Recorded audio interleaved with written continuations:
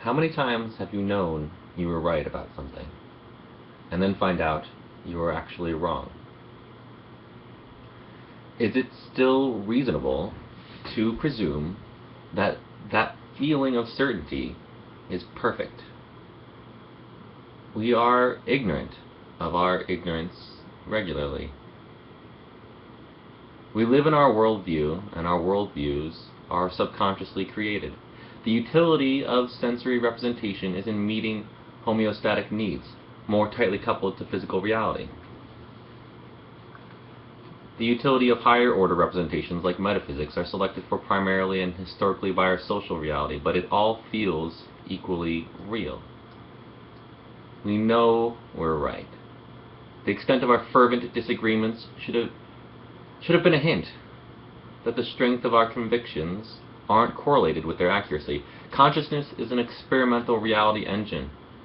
The feeling of certainty is selected for because of our sociality as a species. You need to take your thoughts with a grain of salt. Consciousness is the press office of your body or brain. I think people think we need certainty because they like the feeling. I'm telling you to keep the feeling. You'll still get to feel certain about uncertainty. The feeling of certainty is a feeling. It can be separated from our ideas. Attention trains neural patterns. Spend more time with your senses and your brain will be more tightly coupled to physical reality. It's good to spend time in your mind too, but don't get lost there. Your mind can't tell you who you are because it doesn't know what you are. We hear the outlines of a story and then we think we know. All us so-called conscious creatures sleepwalk through our reality, assuming they already know the nature of a consciousness we are just beginning to understand. This was what Socrates was talking about when he said, "As for me, all I know is that I know nothing." And wisdom begins in wonder. Because we know that experience is fundamentally representational, like software, not physical or material, but experience is still experience of something outside of experience. When you put your headphones on, the music sounds like it's coming from inside your head. You're also sitting wrong. Sitting without holding your torso up with your core muscles is bad for you in a way that exercise can't compensate for, just like exercise can't compensate for putting junk food in your body. You're not ready for the next natural disaster. If you were rational, you would be. An ounce of prevention is worth a pound of cure. And you're predictably irrational. If you believe that all your beliefs are true, you're wrong, and you don't know which things you're wrong about. One thing less, maybe, now. We live in an economic system where unemployment is inevitable. The rules of this economic game are determined by the government, and government policy influence is determined by economic class. According to the recent research, America's policymakers respond almost exclusively to the preferences of the economically advantaged. So we live in a game where we officially make the rules, so we're free, right? But what does that mean that we don't actually make the rules?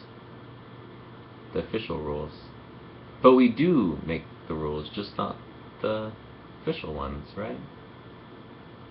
There's guaranteed to be unemployed people in the current economy, purely structurally. But the poor are moochers? I'll tell you who the moochers are. They're the fucking banks and energy companies. Consider that Bank of America received a $1.9 billion tax refund from the IRS in the fiscal year 2011, even though it made $4.4 billion in profits and received a bailout from the Federal Reserve and the Treasury Department of nearly $1 trillion. And Citigroup made more than $4 billion in profits that year, along with a $2.5 trillion bailout, but paid no federal income taxes. Of the top 20 region sectors ranked by environmental impacts, none would be profitable if environmental costs were fully integrated.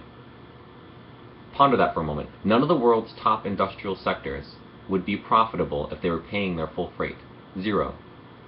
That amounts to a global industrial system built on sleight of hand. As Paul Hawken likes to put it, we are stealing the future, selling it in the present, and calling it GDP. The depth of our tragedy. The depth of our tragedy is hard to understate. And we are the meaning creators. You might be afraid that if you stopped believing something, that nothing would mean anything anymore. But in reality, the only reason anything mattered ever is because it mattered to someone. Things matter because of you. We are the source of meaning. Meaning sweats out of our pores like sweat. But we don't know what the fuck is going on, and that we think we do is preposterous. It should be an obvious red flag. What the fuck kind of system am I seeing through that it feels normal to think that in this vastness of reality, everything I believe and can't verify just is absolutely undeniably true? But we're all in the same boat. This is our ultimate shared truth. Whatever metaphysics there turn out to be, we're all in it together. And this might be it. There is no moment as consequential as now. When the revolution comes, there's nothing more important on agreeing that evidence matters and that we should focus on what we agree on. What the evidence says the best way to come to agreements is matters. There is power asleep in you. Never stop giving yourself the chance to surprise yourself. You're the state of the art for now. Here's the numbers. The computer scientists recreated 1.73 billion virtual nerve cells and 10.4 trillion synapses, each of which contained 24 bytes of memory. The simulation took 40 minutes of real, quote-unquote, biological time to produce one virtual second. Billions and trillions of simulated neurons and synapses is nothing to sneeze at, but keep in mind how that equates to only 1% of what's going on in our noggins. The brain, by comparison, consists of about 86 billion neurons, linked together by trillions of synapses, making for a total of hundreds of trillions of different pathways that brain signals travel through. That's a lot of electrical impulses shooting through the brain at once, which means a hell of a lot of machine power.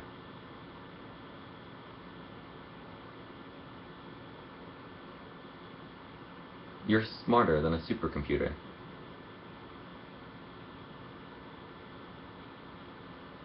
And it's you